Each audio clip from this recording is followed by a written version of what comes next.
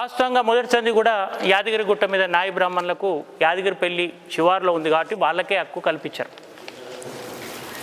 వతన ఇది అంటారు. యాదగిరిపల్లి నాయి బ్రాహ్మణులకు ఇచ్చారు. ఇచ్చిన తర్వాత అది బాగానే ఉంది, అదేంది. మిగతా యాదగిరి గుట్టలో ఉన్న వాళ్ళంతా కూడా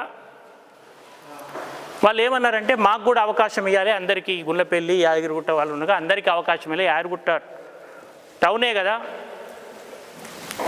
అని చెప్పి అడిగితే సరే అది వాళ్ళు ఏదో కోర్టు నుంచి జీవనం ఏదో తెచ్చిరని అంటున్నారు. వాళ్ళు పోరాటం చేస్తుంటే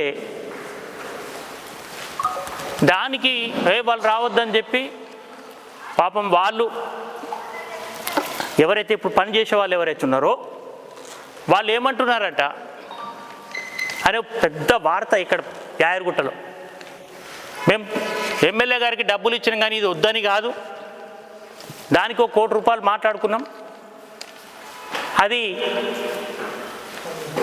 మమ్మల్ని పర్మనెంట్ చేయని.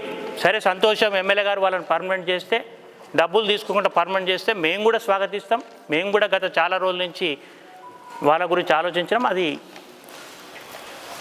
ఇది పర్మనెంట్ కోసం అంట, దీనికోసం వీళ్ళని ఎగ్గొట్టడానికి కాదు, వీళ్ళని మీరు రావచ్చు మీరు కూడా వస్తారా అండి, కానీ నేను దానికోసం పోయిన ఈ డబ్బులు అనేది వాళ్ళు అవతల వాళ్ళు అంటున్నారు.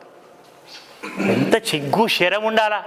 మనం ప్రజాప్రతినిధి గెలిపించుకుంది ప్రజలకు పనులు చేయాలా, సేవ చేయాలా. మేము కూడా 15 షాపులు ఇప్పించినాం, ఎక్కడ మేము ఎవరితోని అవినీతి పనులు చేయలే, నీచ పైన నికృష్ట అవినీతి పనులు చేయలే. ఏందండి ఇది? దానికి సమాధానం చెప్పు. నీ మీద ఆరోపణలు వస్తున్నాయి, దాని మీద నువ్వు ఆరోపణలు అవన్నీ ఆరోపణలు వస్తున్నాయి, అది ఖండించు.